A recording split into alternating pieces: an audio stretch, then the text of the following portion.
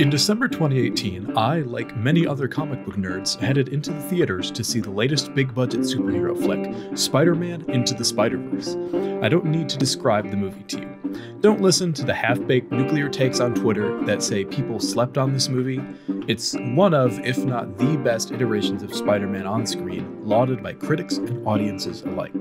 However, beyond the meaningful character development, colorful world, and eye-popping animation, something else in this film caught my attention.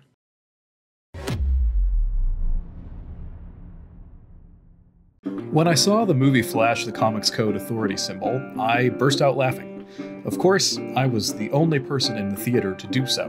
They didn't have to do that, I thought to myself, but they did. I don't mean to sound presumptive, but I think that it's a fair assumption that a very few number of comics aficionados in my generation, that is, people in their mid-20s and slightly higher or lower, actually understand the significance of the Comics Code Authority, or more broadly, the American anti-comic book movement. Superheroes dominate our cultural landscape now, thanks much in part to the MCU experiment, which will virtually guarantee Disney to both make a cajillion dollars off profiting our nostalgia and slowly widen the breadth of their cultural hegemony. Writers today treat the Comics Code, and by extension, the American anti-comics movement, as little more than historical curiosities, like Jeet Heer did in 2008, and Comic Book Resources does from time to time as well. There are very few comprehensive books on the American anti-comic book movement, all published at least 10 years ago. Amy Kist Nyberg's Seal of Approval, The History of the Comics Code, published in 1998, was one of the first, followed by David Hagedu's more comprehensive book, The 10-Cent Plague, in 2008. There are many good comic book histories that detail the anti-comics movement, like Bradford Wright's Comic Book Nation, and Fred Van Lente and Ryan Dunleavy's Comic Book History of Comics, although they do not go in depth in covering the anti-comic book movement. It's only presented as a chapter in the history of the comic book. I'm interested in decentering the top-down narrative of the anti-comic book movement, taking the focus away from, in part, Dr. Frederick Wertham, the comic book hearings, and the Comics Code. This starts by understanding the anti-comic book movement in two waves. The first of these, and the subject of this video, runs from about 1940 to 1944. World War II led to something of an interlude in the anti-comics movement, as people's attention was focused elsewhere, and no one dared criticize the favored reading of GIs stationed overseas. The second wave, and one I hope to cover more deeply in a later video, begins around 1948 and runs until approximately 1956. That's where all the aspects of the anti-comics movement that most people know about come in. Wertham, Gaines, Seduction of the Innocent, and the Subcommittee to Investigate Juvenile Delinquency. Thus, our story starts in 1940 with Sterling North, an author well known for his books Rascal and Midnight and Jeremiah, both of which would go on to become movies, the later serving as the basis of Disney's 1948 film, So Dear to My Heart. Born in a small Wisconsin town in 1906, North came from a family of pioneers and writers. He attended the University of Chicago, where he served as a student editor on the school's literary magazine, but left without graduating in 1929 to become a reporter. North worked for many years at the Chicago Daily News, eventually becoming their literary editor. It was at the Chicago Daily News on May 8, 1940, that North wrote an article titled A National Disgrace, which voraciously condemned comic books. In the years that followed, North became known as a defender of children's literature and a fierce conservative critic of comic books. I've always believed that his pathological hatred of comic books derived somewhat from his occupation as a novel writer expressing jealousy at the far more popular and accessible comic book. North was, of course, not the first to criticize the comic medium. Some criticism goes back as far as 1906, when children's poet Ralph Bergengren used a Christian moral lens to attack newspaper comic strips, writing in The Atlantic that comic books were a national shame. North is unique in that he was the first person to attack comic books as opposed to newspaper comic strips. After all, comic books had only been around for a few years, with Famous Funnies debuting in 1934 and Action Comics arriving in 1938. North not only directed his screed at the content of comics, which he describes with varying degrees of accuracy as superhuman heroics, voluptuous females in scanty attire, blazing machine guns, hooded, quote, justice, and cheap political propaganda. David Hajdu notes that while his editorial charges were much closer to the mark, his accusations of propaganda were much more flimsy. Something else that makes North stand out is his active indictment of, quote, parents who don't know and don't care what their children are reading, and unimaginative teachers who force stupid, dull twaddle down eager young throats. North's article quickly circulated in newspapers around the country and was reprinted by a scholarly journal, Childhood Education, in one of their 1940 issues. This column was a call to action for many. Teachers sprang into action, not content to allow North to speak for them, and many wound up opposing comics on their own grounds. Comic book publishers, too, wanted to refute North's claims and began to form editorial boards that recruited prominent citizens to analyze their comics and serve as consultants. The article also set off a wide scholarly debate on comics, particularly between conservative educational traditionalists like North and those who opposed him in the emerging field of child psychology. There were two groups that first responded to North's claims in his article: the staff at Parents Magazine and Whitney Ellsworth, an editor at National Comics, now known as DC. First, Parents Magazine. Parents Magazine was one of, if not the most widely read parenting magazines of the post-war era, with a circulation of at least 1 million copies. Claiming to give advice on, quote, rearing children from crib to college, Parents came to involve themselves in the comic book debate at great length. Their response to North came in the form of an article by editor Clara Savage Littledale announcing the release of Parents Magazine's first comic book series, True Comics. Probably the best-selling educational comic of the Golden Age, True Comics boasted broad, if boring, historical education, dazzling illustrations, and something theretofore unprecedented: a celebrity advising board made up of people like Shirley Temple, Mickey Rooney, and pollster George Gallup. Littledale wrote, "We don't go quite as far as Mr. North in condemning the current comic magazines, but we think there is a great deal in what he says." This reflected the cautiously conservative stance of Parents, though their publisher, George Hecht, would undermine that in a New York Times article later in 1941, where he deemed comics, quote, injurious to children's character, and declared that he would be happy if, quote, all comics, including our own, were put out of business. Parents would release over 30 comic series during the course of the 1940s, eventually wrapping the less successful ones into their larger comics, but Hecht finally had his way in 1950 and canceled all of Parents Magazine's comic books.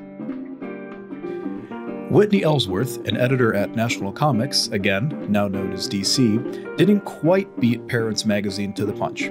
He sent out a memo in mid-April of 1941 that read the following: "It is our desire to publish our magazines in strict adherence to accepted standards of decency and good taste. The following code must be followed both as to spirit and to letter. There are no exceptions. Writers and artists are advised to confine their contributions to material that is completely above any possible criticism. Our requirements are rigid, and much time and effort will be saved if they are strictly adhered to. In this rapidly growing field, many recent comic books have fallen far short of our standards. We have no intention of catering to that fringe of the public which forms the market for vulgar, obscene, or vicious literature. Our obligation to the youth of America and parents requires us to publish only wholesome material."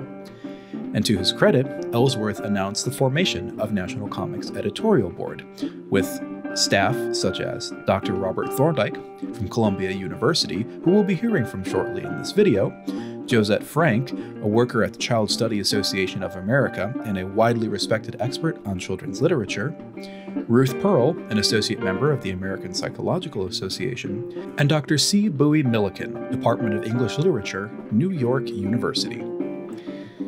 Now, whether or not that code was actually enforced is another matter, as was the case with many other comic book companies. But let's turn our attention to another individual who would eventually come to serve on National Comics Advisory Board. In July 1941, Loretta Bender, a psychologist who would later become embroiled in debates with Frederick Wertham over her perceived conflicts of interest as a member of National Comics Editorial Board, published The Effect of Comic Books on the Ideology of Children in the American Journal of Orthopsychiatry alongside influential child psychiatrist Reginald S. Lurie. The first serious, peer-reviewed study of comic books, Bender's study concluded that comic books were, quote, the folklore of this age, and that comics provided catharsis for children who naturally sought adventure.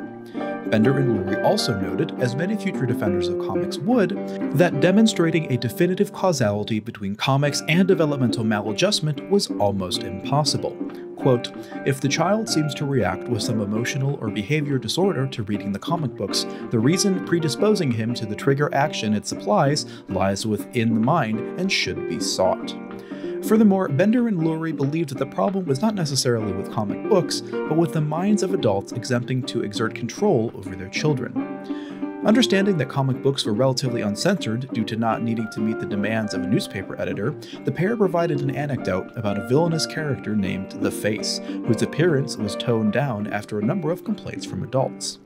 Apparently, quote, "a flood of letters came from children asking for the fangs, horns, and weird color restored."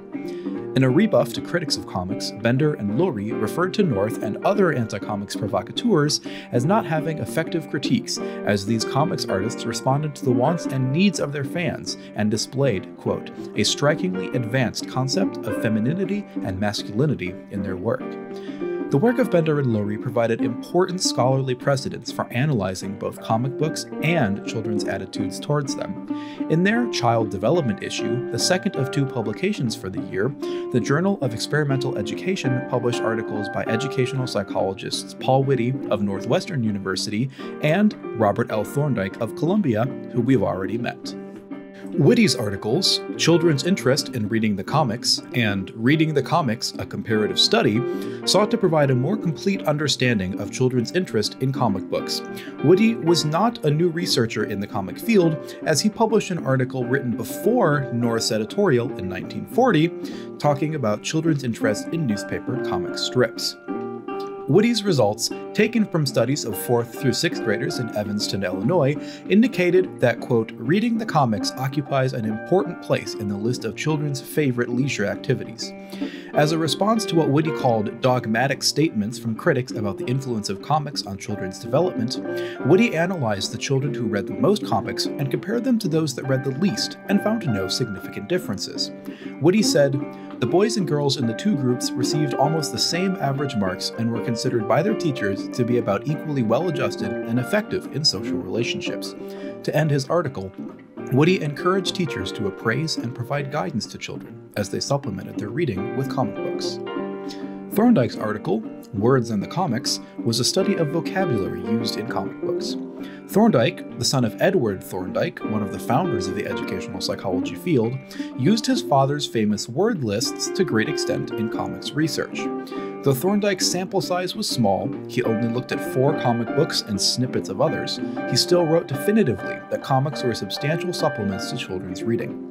His quantitative counts indicated that each comic contained 1,000 words beyond the 1,000 most common words on the Thorndike list, and that together they accounted for 3,000 new, more advanced words.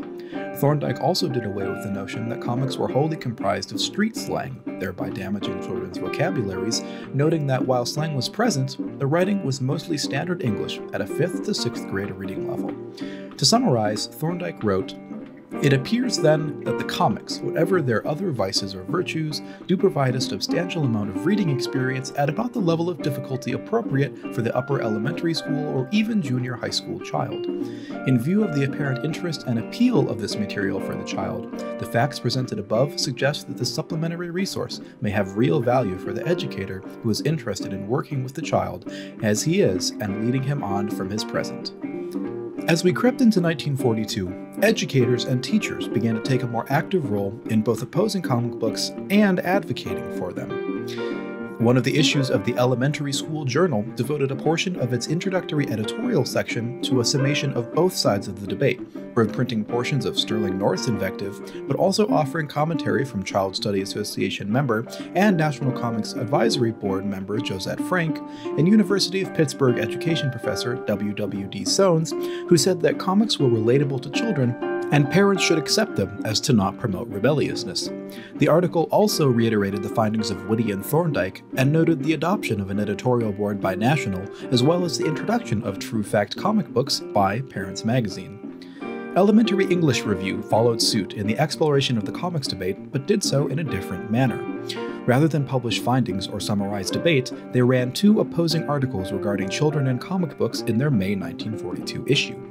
Franklin M. Branley, a teacher from Spring Valley, New York, who later became an advocate for science education, as well as, you guessed it, a best-selling children's author, argued against comics, calling comic books small, insidious, and colorful. Like North, Branley believed that the antidote to comic books lay in exposure to great works of classic literature. Branley says, "The comics have something that appeals to children. They have pictures, colors, thrills, adventure, imagination. The thrills and excitement of Treasure Island, the wonderful adventures of Nils, Jungle Book, Daniel Boone must be brought to the attention of children." Lastly, Branley declared, quote, "We must do something and do it now. We cannot stand idly by and allow these immoral publishers of the comic serials to fill the minds of our youth with the murder, corruption, machine gunning, cheap justice, frowsy political propaganda that crowd the pages of their publications." Like North, Branley evoked an accusation of political propaganda where none existed. David Hayes Stewart refutes this point by saying that the early comic books were largely apolitical, but that, quote, "their penchant for bestowing great powers on the weak could have struck conservatives, like North and Branley, as suspiciously left-leaning." Franklin's sparring partner was Frank Cutright Jr., a professor at Nashville, Tennessee's George Peabody College for Teachers. A reader of comic strips and books for over 20 years, Cutright shared his warm personal anecdotes with readers, refuting the oft-used argument that comics were worse in 1940 than in 1920, saying, quote, "My rejoinder is that it is also a long jump from the Model T Ford to the airplane." Cutright grouped comics criticism into 3 main schools. First, that they provided, quote, "unhealthy excitement through terror." Second, that comics were pornographic. And third, that they were not artistic. "I rather suspect," wrote Cutright, "that the detractors of the comics are influenced either consciously or unconsciously by that part of the American literary and moral heritage which is derived from the Puritan suspicion of anything pleasurable." Cutright wholly believed the pedagogical potential of comics, which comic scholar Carol Tilly alluded to in her essay Educating with Comics, published in Matthew Smith and Randy Duncan's Secret Origins of Comic Studies. Carol says, "Cutright argues that comics can serve as instructional materials, as well as offer spurs for teachable moments and, quote, teaching tolerance and understanding." Of Cutright's critique of the moralizing nature of educators, Carol writes, "That suspicion, if Cutright is correct, created far more educators and educational researchers who for decades viewed comics as an enemy to overcome in battle rather than as a tool to enhance learning." The Child Study Association, which later became a large contributor to the later debates over comics and juvenile delinquency, more fully entered the discussion over comic books and children also in spring 1942. Children's reading expert Josette Frank, whose earlier pleas for fair treatment of comic books were reprinted by the Elementary School Journal, became the Child Study Association's most familiar face in the comic debates thanks to her books and articles promoting comics reading for children, bolstered by hints at strong parental oversight. Like Loretta Bender, Frank was a member of the editorial board of National, though she joined far before Bender did. Frank also received criticism in later years for her perceived conflicts of interest, but remained a popular voice among parents due to her history as an expert on children's reading, and likely because she refused to completely exonerate comics, as this quote from the second edition of her book, What Books for Children, indicates.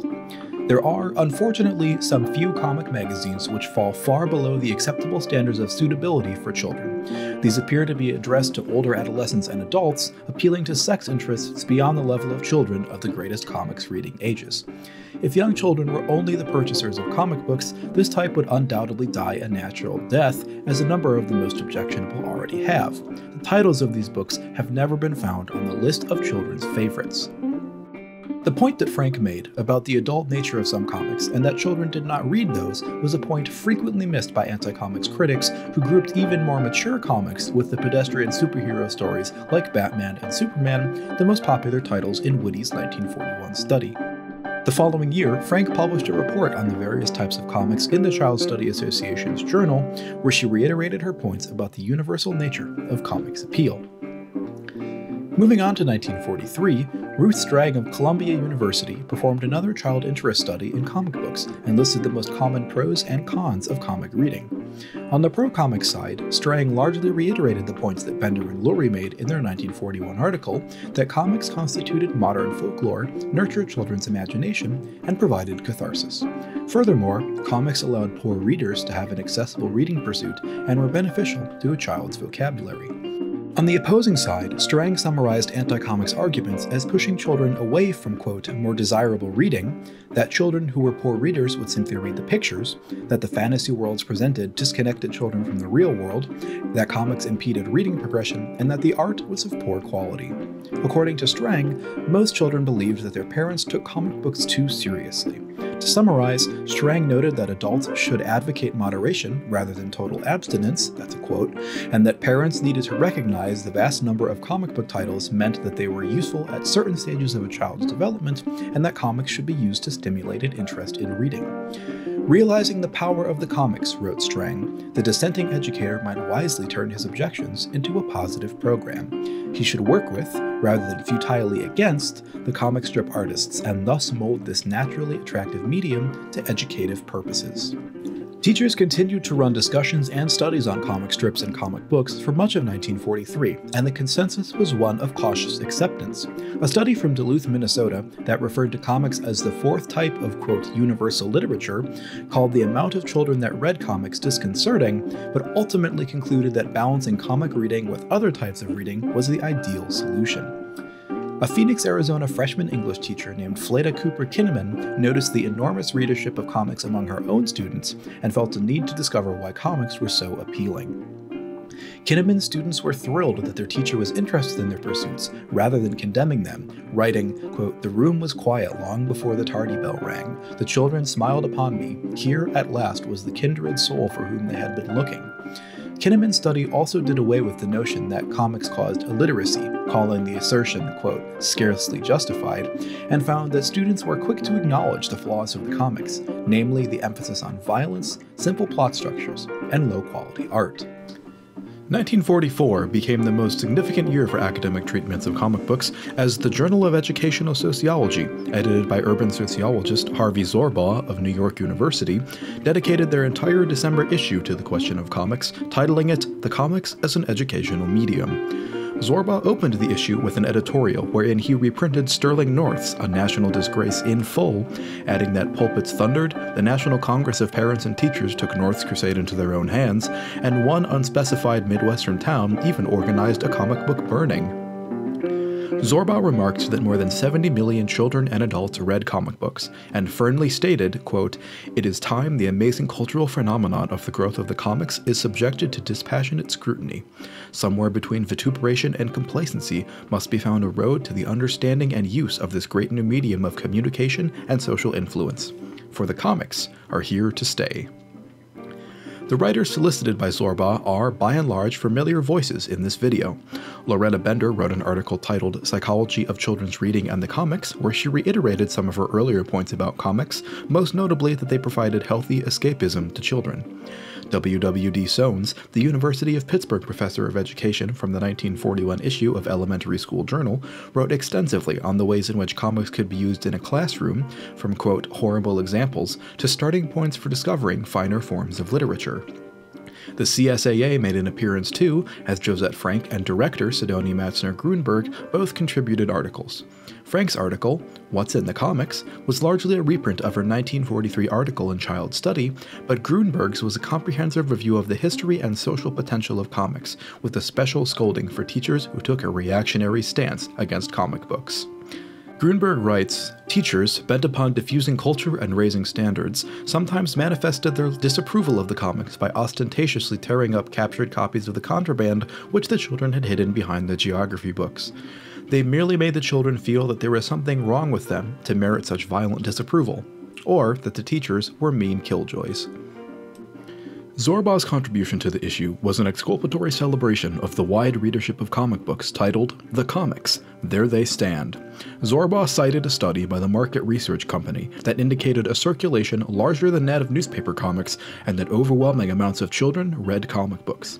The same study claimed an average 92.5% of children ages 6 to 11 read comic books, while 84% of children ages 12 to 17 did so. The numbers began to decline when youth turned 18, as only an average 34.5% of adults aged 18 to 30 read comic books, with men reading almost twice more than women. Only 14% of adults over 30 admitted to reading comic books regularly.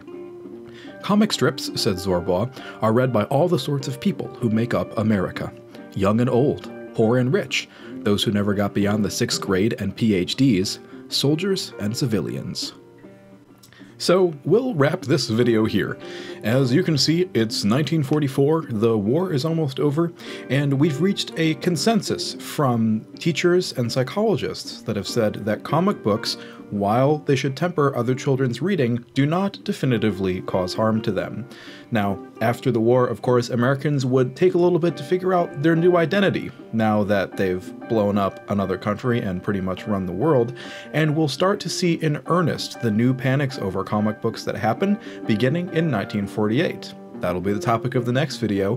Thanks for hanging along for this longer than I would have hoped video, but I hope that you've gotten some good information out of it, and we will see you next time.